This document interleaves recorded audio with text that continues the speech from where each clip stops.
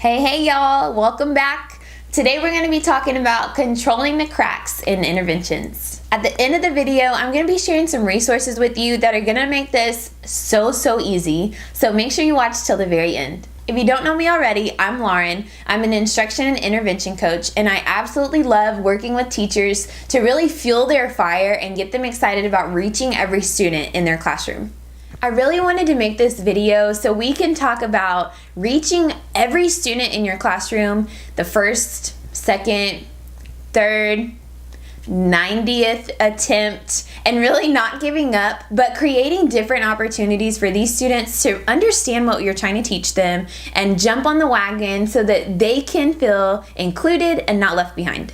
If you know exactly what I'm talking about, I want you to tell me in the comments, third time's the charm, because it's really not. As we know, there are some friends in our class who the first time, they're not gonna have a clue what you're talking about. When they come and meet with you in small group, they still don't know what you're talking about and probably don't remember the first time. And even the third, fourth, fifth, we sometimes have the deer in the headlights look even after going over it a million times. So then what do you do from there? Well, that's what we're going to talk about today. Of course, as teachers, we try to provide as many opportunities for our students to get what we're putting down, right? Our goal is to reach every student, no matter where they came from, where they've been, where they are when they come into your classroom. But we're worried about how much growth they're going to make, and we have to crack the code on exactly how to get there.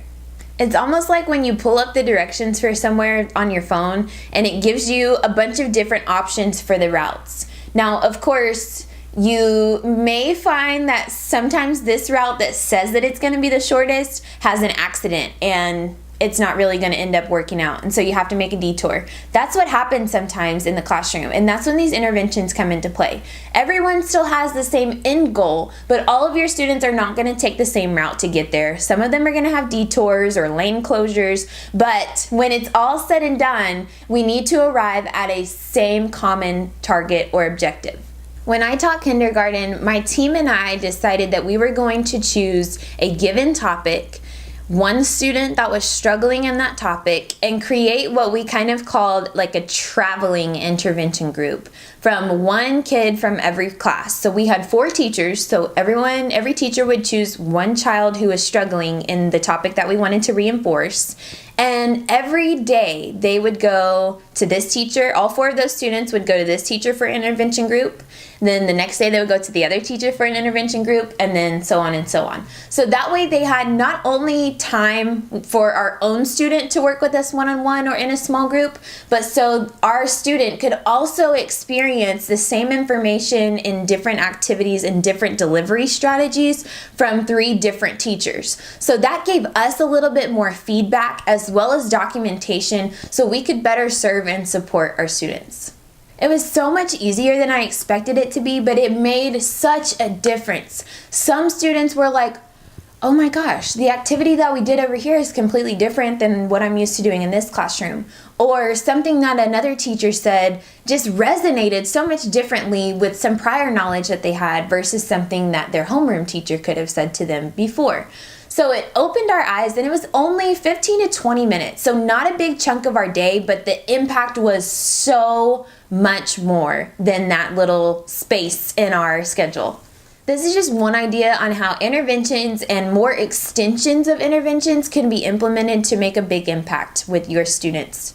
Of course, you have the opportunity to create anything that can work for you or for your team or for a specific learner individually. Whatever it takes, we have to get those kids from where they are to where we want to be, or at least make that growth. We can't leave them behind, whether they're super high achieving or even struggling in some areas. They have to know that we're there with them and that we're not going to stop finding and creating solutions that are really going to work for them and impact them and build their confidence that we know they have. I'm so glad you watched this video today, and if you have any questions, be sure to let me know. You can comment below, or you can join me on my website at hijklearn.com. Now, I told you that I was going to have a little treat for you at the end of this video. So I know that forming groups, creating kind of a guide, what you're going to do with your small groups is tough tough sometimes. So I've created a little bit of a blueprint as well as a template for you to use and apply in your own classroom. You can find this with the link below. You can also check out my Teachers Pay Teachers store, and it is the small group blueprint if you're interested. If you enjoyed this video, I would love for you to give it a thumbs up to let me know. And if you want to come hang out with me next time, be sure to subscribe, and you can even click the little bell to get notified when I post a new video. I'll see you guys next time, and thank you so much.